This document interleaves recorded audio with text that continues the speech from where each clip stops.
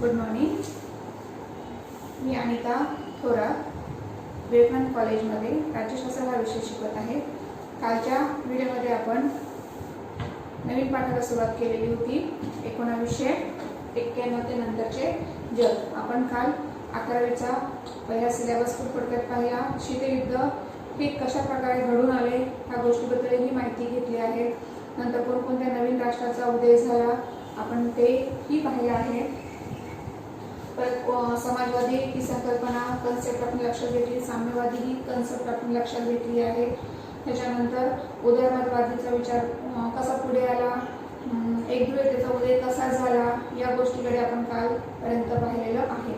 आज आपण तिसऱ्या पॉईंटला सुरुवात करणार आहोत. मानवी हक्क आणि मानवतावादी हस्तक्षेप. मग ह्या गोष्टीमध्ये जे महायुद्ध घडलं पहिलं आणि दुसरं, नंतर हे शीतयुद्ध सुद्धा थांबलं. शीतयुद्ध थांबलं, बर्लिनची भिंत पडली. आपण पाहिलं 1989ला शीतयुद्धाचा शेवट झाला. मग नंतर 1991 नंतरचे पॉईंट आपण पाहत आहोत की आपल्या देशावर कोणकोणत्या प्रकारे शीतयुद्ध थांबल्यानंतर जे काही परिणाम घडत चालले आपण त्याचा अभ्यास करणार आहोत. याच्यामध्ये मानवावर झालेले परिणाम, मानवी हक्कांवर झालेले परिणाम याचा अभ्यास आपण ह्या पॉईंटमध्ये आता करणार आहोत. मग हे कोणकोणत्या प्रकारे त्यांची हिंसा झाली, सामाजिक, आर्थिक, राजकीय दृष्ट्या त्यांना कोणत्या गोष्टींना तोंड द्यावे लागले आणि आता ह्या जागतिकीकरणामुळे आता नवीन नवीन गोष्टी कोणत्या समोर आल्या ह्या गोष्टीकडे त्यांनी कोणकोणत्या दृष्टीने पाहिले आहे, कोणत्या गोष्टी त्यांना त्या गोष्टीतून जावे लागले आहे ह्या गोष्टी सगळ्या आपण आता बघणार आहोत. त्याच्यामध्ये काल आपण पाहिलं की नवीन राष्ट्र उदयाला आले. कोणकोणत्या राष्ट्रातून कोणकोणते राष्ट्र वेगळे झाले, कसा रशियामधून कसे वेगवेगळे राष्ट्र वेगळे झाले. मग एकध्रुवीयता, अमेरिका कसा उदयास आला. मग अमेरिकेने काही गोष्टी कशा प्रमाणात उदाहरणार्थ स्वीकार करून पुढे आणल्या, त्याचा कोणकोणत्या देशांनी त्याचा स्वीकार केला, मग कोणकोणत्या संघटना निर्माण झाल्या आता आपण बघणार आहोत. मानवी हक्क आणि मानवतावादी हस्तक्षेप. त्याच्यामध्ये राष्ट्राचे विघटन आणि नव्या राष्ट्राचा उदय या प्रक्रियेला नेहमी शांततामय असलीच असे नाही. उदाहरणार्थ युगोस्लावियाच्या बोस्निया या हर्जेगोविना प्रांतामध्ये प्रचंड प्रमाणात मानसिक हिंसाचार झाला. युद्ध संपलं, अनेक प्रकारात राष्ट्रामध्ये वाद निर्माण झाले. मग ते वाद वेगवेगळ्या पद्धतीचे होते. एक तर राष्ट्रापासून वेगळं पण व्हायचा हाही वाद. मग हिंसाचार सुरू झाला. चेचन्या, पूर्व तिमोर आणि एरिट्रिया या प्रदेशामध्ये देखील संघर्ष सुरू होता. हिंसेच्या या प्रसंगामध्ये मानवी हक्कांचा होत असलेल्या पायमल्लीमुळे लोकांमध्ये चिंतित वातावरण निर्माण झालं. मग याच्यावर काय पुढे विचार केला पाहिजे की देशांनी त्याला राष्ट्राध्यक्षांनी शोधून काढलं पाहिजे की ह्या मानवाची जी पायमल्ली होती आहे ती कशी रोखली पाहिजे, त्यांच्या हक्कांवर आपण कशा प्रकारे स्वातंत्र्य दिलं पाहिजे याचा विचार राष्ट्राचा जो राष्ट्राध्यक्ष आहे यांनी विचार केला पाहिजे. जसं पाहिलं तर आपल्या संविधानामध्ये आपण मानवी हक्क आपल्याला दिलेलाच आहे, त्याचा उपयोग कशा प्रकारे करायचा हेच माहीत नसतं. एक महत्त्वाची जागतिक संघटना म्हणून संयुक्त राष्ट्र या देशामध्ये हस्तक्षेप करून संघर्षाची किंवा युद्धाची परिस्थिती नियंत्रणात ठेवण्याचा प्रयत्न करते. शांतता रक्षण हे संयुक्त राष्ट्राचे प्रमुख कार्यातील एक कार्य आहे. बघा, युद्धाची स्थिती होऊ नये म्हणून शांतता कशी राखायची यासाठी सरकार प्रयत्न करत असते. मग त्यांनी काय केले, संयुक्त राष्ट्राची स्थापना केली. आपण पाहिले आहे 24 ऑक्टोबर 1945 रोजी संयुक्त राष्ट्राची स्थापना झालेली आहे. मग त्या संयुक्त राष्ट्रामध्ये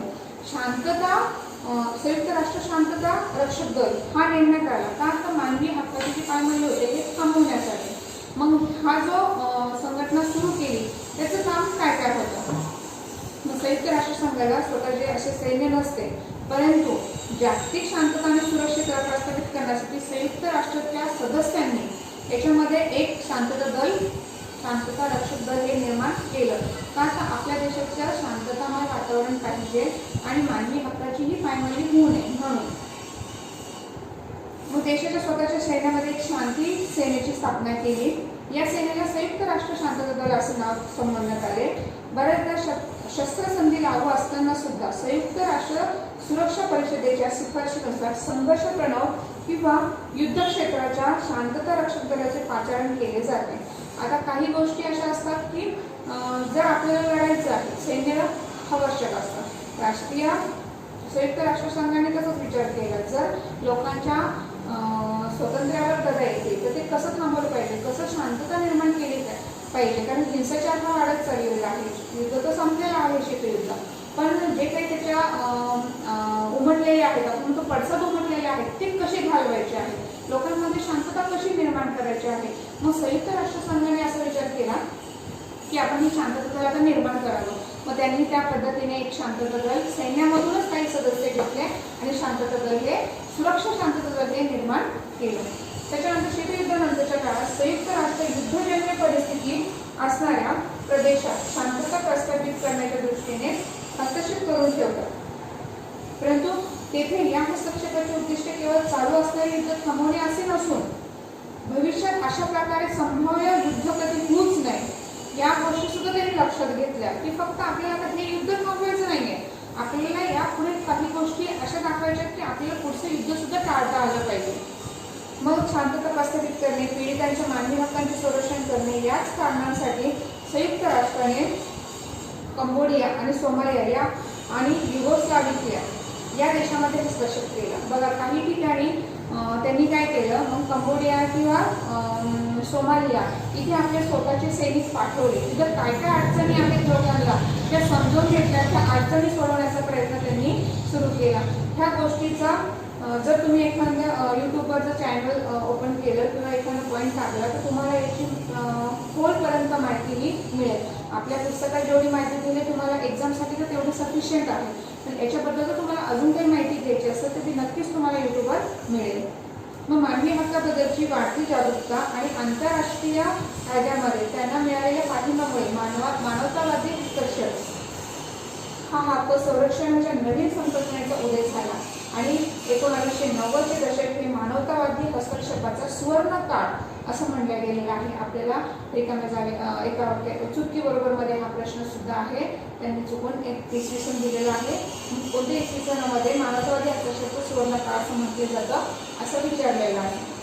तो तुम्हाला सांगता येईल 1990चे जो काही दशक होता त्याला मानवतावादी हस्तक्षेपाचा सुवर्ण काळ असं म्हटले जातं.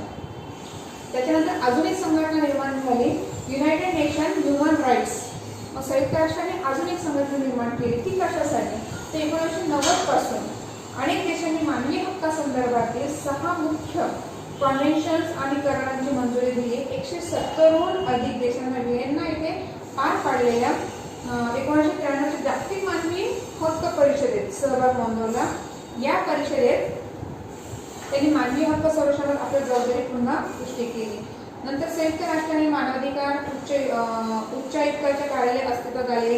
त्याच्यानंतर मुख्य कार्य निवडून दिले. राष्ट्रीय मानवी हक्काच्या निगडीत कार्यक्रमामध्ये समन्वय साधणे, मानवी हक्कांबद्दल सार्वत्रिक आदर ठेवणे, प्रस्थापित करणे ह्या गोष्टी त्यांनी लक्ष दिल्या. म्हणजे फक्त व्यवस्था शांतता प्रस्थापित करणे नाही, तर तिथल्या त्या ज्या गोष्टी आहेत हक्काबद्दल ज्या सार्वत्रिक गोष्टी होत्या सगळ्यांच्या त्याबद्दल कसा आदर निर्माण करता येईल, त्या कशा प्रकारे प्रस्थापित करता येईल याचा सगळा विचार 1990च्या दशकात झाला.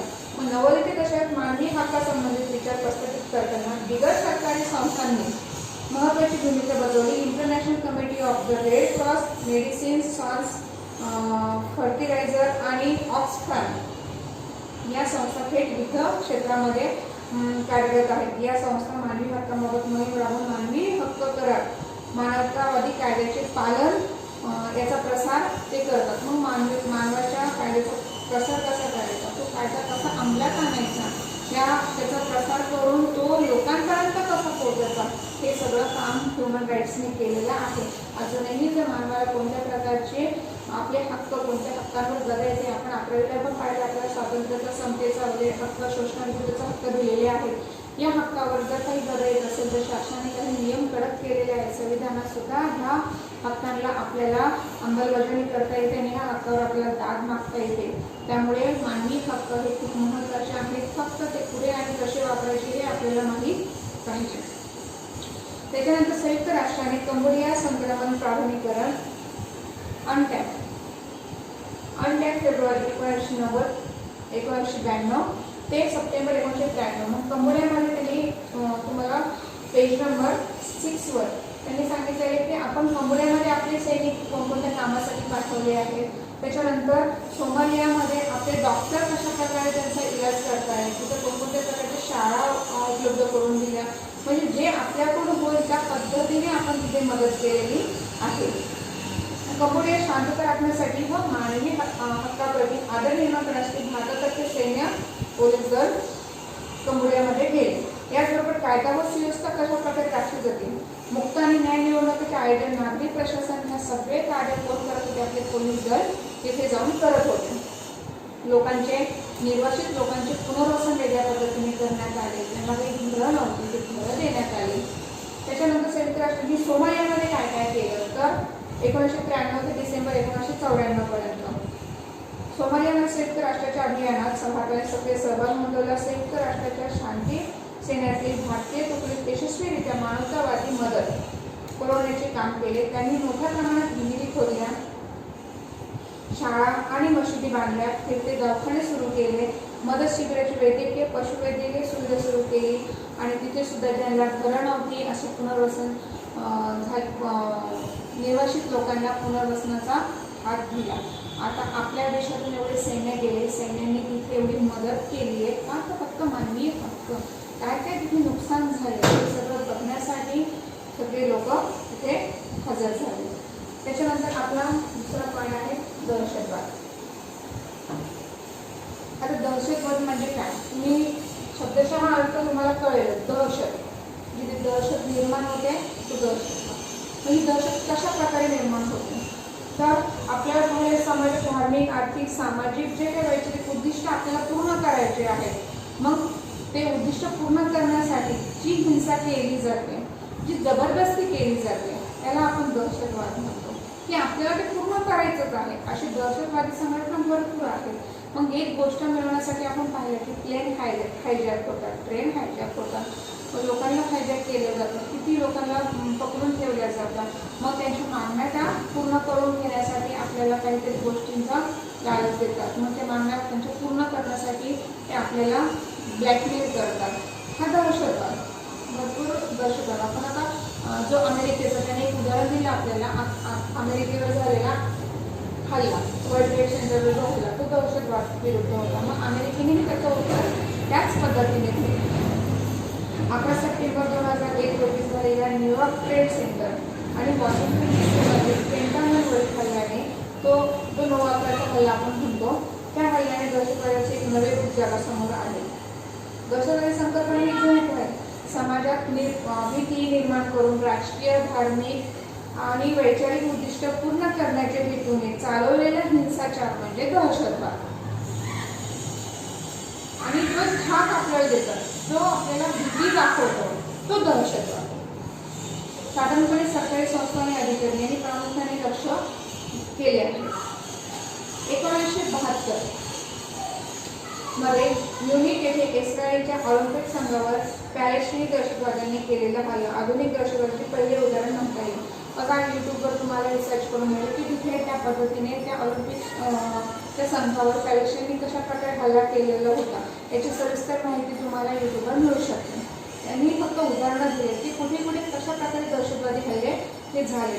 त्यानंतर दहशतवादी संघटना, विमाने अपहरण, बॉम्बस्फोट आणि राजकीय नेत्यांची हत्या अशा मार्गाने वापर करू लागले. पारंपरिक दहशतवाद या मुख्यतः सरकारी संस्थांना लक्ष्य करून करत असे. दहशतवादी सहसा काही विशिष्ट लोकसमूहाच्या हक्कांसाठी लढत असतात. दहशतवादी कारवायांना अनेकदा अलगत्तावादी, फुटीरतावादी चळवळीशी संबंध असतो. बघा, या संघटना एक भीती तर दाखवतात, पण त्यांना त्या गोष्टी करून घ्यायच्या असतात, आपल्याकडे धाक निर्माण करतात, भीती निर्माण करतात आणि आपल्या ज्या काही मागण्या असतात त्या दहशत मार्गातून पूर्ण करून घेतात.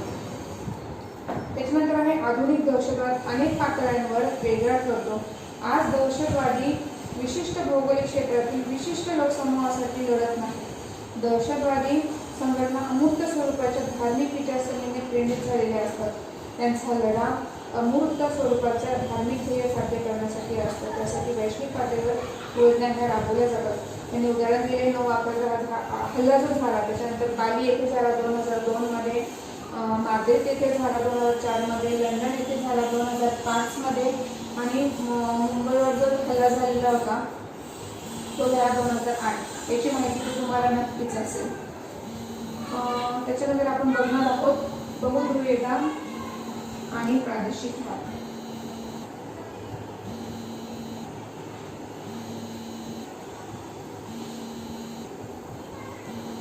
शीतयुद्धानंतरच्या काळात अमेरिकेने जागतिक व्यवस्थेवर अधिपत्य गाजवण्याची सुरुवात केली.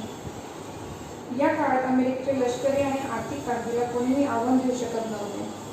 त्यामुळे ती एकमेव महासत्ता म्हणून उदयास आली. परंतु महासत्ता होण्यासाठी, स्थान टिकवण्यासाठी आणि लष्करी बळ हे दोनच निकष नाही. म्हणजे त्याच्याकडे खूप शक्ती आहे, खूप संपन्न पैसे आहेत, खूप जास्त प्रमाणात खूप बळ आहे. यानेच तुम्ही फक्त महासत्ता बनवू शकत नाही. त्यांनी सांगितलं हे दोनच काही त्याला सफिशियंट नाही. मग तुमच्याकडे त्यांनी सांगितलं की सॉफ्ट पॉवर पाहिजे, हार्ड पॉवर पाहिजे. ह्या दोन्हीचं एकत्रीकरण जिथं असेल तिथे आपली महासत्ता ही तयार होऊ शकते. अमेरिका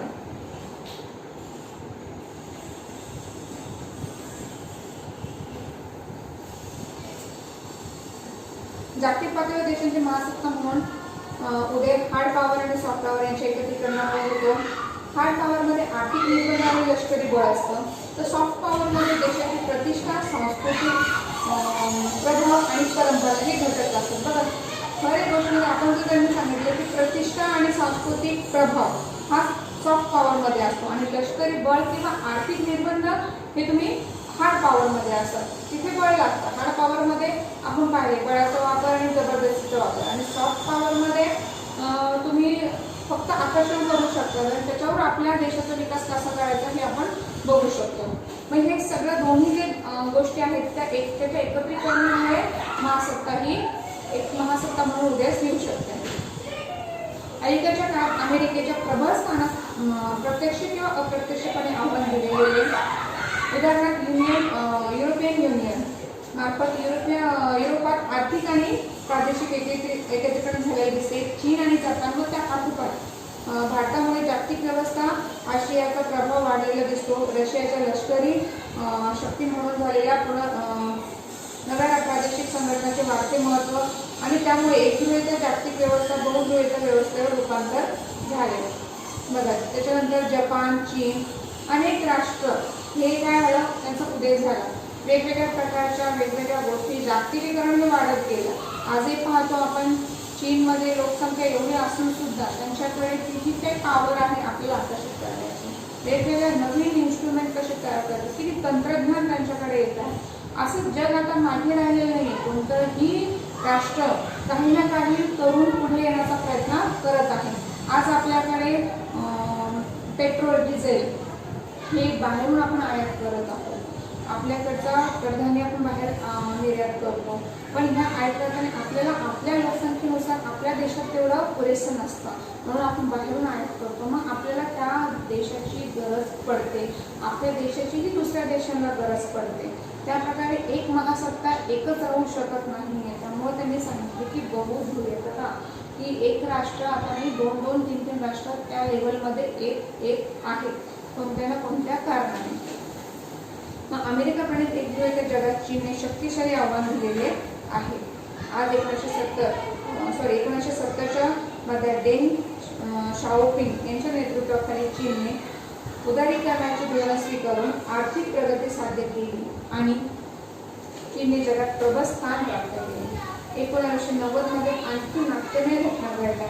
चीनने वन बेल्ट ऑफ रोड आणि चीन Pakistan one belt one road आणि चीन पाकिस्तान आर्थिक कॉरिडॉर यासारख्या महत्त्वाकांक्षी प्रकल्प राबण्यासाठी सुरुवात करून आपले प्रमुख क्षेत्र निर्माण केले. मध्य आशिया आणि पूर्व आशिया या प्रदेशावर वर्चस्व गाजवण्यास सुरुवात केली. आफ्रिकेत देखील प्रवेश करून शेजारी देशापलीकडे प्रभाव पाडण्याची आकांक्षा दाखवली. दक्षिण चिनी सागरावर आपला हक्क सांगण्याकरिता चीन आपले नौदल व वायुसेना भक्कमपणे उभारत होती. वन बेल्ट वन रोड, आता ही चीनची जी संकल्पना होती, वन बेल्ट वन रोड, ही जी संकल्पना चीनची होती, तर ती काय होती याचीही माहिती मला युट्यूबवर चांगल्या प्रकारे मिळू शकते. पण त्यांनी काय ठरवलं होतं एक पूर्ण साखळी तयार करायची. ही जी काही नकाशाची साखळी असते अशी, याच्यामध्ये त्यांनी जसं जायचं ठरवलं, इथे आपलं वर्चस्व निर्माण करायचं, इथे आपलं वर्चस्व निर्माण करायचं, इथे आपलं वर्चस्व निर्माण करायचं, ही एक साखळी मिळून आपण चीन जो आहे तो मोठ्या प्रमाणात त्याच्या वाढ करायची. आपण पाहिलं अमेरिका आणि रशियामध्ये युद्ध हे क्युबामध्ये क्षेपणास्त्र ठेवल्यामुळे पण महायुद्ध होण्याची शक्यता होती. तसंच राष्ट्र म्हणजे चीनने सुद्धा एक राष्ट्र राज्य वेगवेगळ्या पद्धतीने हासिल करण्याचा प्रयत्न केला. वन बेल्ट वन रोड याची अजून माहिती तुम्हाला युट्यूबवर चांगल्या प्रकारे मिळू शकते आणि तो तुमचा होमवर्क सांगतो. तुम्ही त्याची माहिती घ्या युट्यूबवर आणि मला तुम्ही सांगा. त्याच्यानंतर रशियातील तेल आणि वायू निर्मितीच्या क्षेत्रात मोठी प्रगती केलेली आहे. रशियाने सुद्धा तेल आणि वायू निर्मितीच्या क्षेत्रात मोठी प्रगती केली. मी तुम्हाला आधीच सांगितलं की कोणता ना कोणता देश कोणत्या प्रकारे आपलं क्षेत्र वाढवण्याचा प्रयत्न करत आहे. तसंच रशियाने सुद्धा तेल आणि वायू निर्मितीमध्ये जास्त प्रमाणात, मग आपल्याला ही तेल आणि वायू कुठल्या पद्धतीने इकडे आपण आयात करतो, आपल्याकडच्या काही गोष्टी आपण तिकडे निर्यात करतो, त्या गोष्टी त्यांची तिथं जी वाढ झालेली आहे ती सगळ्या देशात ते पुरवली जाते. म्हणूनच म्हणतो की एक देश दुसऱ्या देशावर हा अवलंबूनच आहे. कोणताही असा एक देश नाही की तो सेपरेट आहे. प्रत्येक देशाला त्याच्यामध्ये संघटना ज्या झालेल्या आहेत, WHO आपण आता जी पाहिलेली आहे की त्याच्या म्हणण्यानुसार त्यांनी निर्णय घेऊ शकत नाही. आज याला आपण आपल्या एवढं पूर्ण वाढत चाललेलं आहे, आपल्या आर्थिक परिस्थिती मंदावत आहे, पण यासाठी निर्णय घेण्याचा अधिकार फक्त याच्यावर आपल्याला नाही आहे. तर जगामध्ये WHO मध्ये जेवढे काही सदस्य देश आहेत त्या देशांना पूर्ण मिळून ह्या गोष्टीला सामोरं जाणं गरजेचं आहे आणि हे सामोरं जाण्यासाठी ते निर्णय घेतीलच. त्याच्यानंतर आहे रशिया ऊर्जा स्रोताची महासत्ता म्हणून उदयास आलेली आहे. हल्लीच्या काळात तेथे आर्थिक स्थैर्यामुळे राष्ट्रनिष्ठा जागरूक होऊन रशियाचा प्रभाव वाढलेला दिसतो. रशिया या शांघाय कोऑपरेशन ऑर्गनायझेशनच्या संस्थापक सदस्य असल्यामुळे मध्य आणि पूर्व युरोप रशियाच्या बऱ्याचपैकी प्रभाव आपण कायम आहे असं दिसतो. म्हणजे मध्य आणि पूर्व युरोपात रशियाचा बऱ्याचपैकी प्रभाव पडलेला आहे. मध्य आणि पूर्व युरोपमध्ये आपण पाहिलं, पूर्व आणि पश्चिम युरोपमध्ये अमेरिका आणि रशियाचा कशा प्रकारे प्रभाव पडलेला होता हे आपण आपल्या सिलेबसमध्ये बघितलेलंच आहे. आता त्यांनी सांगितलं की मध्य आणि पूर्व युरोपमध्ये रशियाचा प्रभाव कशा प्रकारे वाढत चाललेला आहे हे समजणं गरजेचं आहे. आज घडीला इंडो पॅसिफिक प्रदेशाचे महत्त्व वाढू लागलेले आहे. चीन आणि भारतासारख्या देशांमध्ये झालेल्या आर्थिक वृद्धी, दक्षिण चीन महासागरातील संघर्ष, एशियनने वाढलेले महत्त्व आणि पॅसिफिक प्रदेशात अमेरिकेला असणारा रस यामुळे या प्रदेशाचे महत्त्व आणखी वाढीस लागलेले आहे. भविष्यात भारताची या प्रदेशामध्ये महत्त्वाची भूमिका असेल. आपल्या देशात लोकसंख्या जरी वाढलेली असेल तरी आपला देश हा तंत्रज्ञानाच्या ह्या गोष्टीमध्ये मागे राहिलेला नाही. आपला देश पण सगळ्यांमध्ये पुढे आहे. पण अजून भविष्यात सुद्धा अनेक प्रकारच्या काही गोष्टी आपल्या भारताने सुद्धा समोर आणल्या जातील. शीतयुद्धाच्या काळातील प्रादेशिक वाद.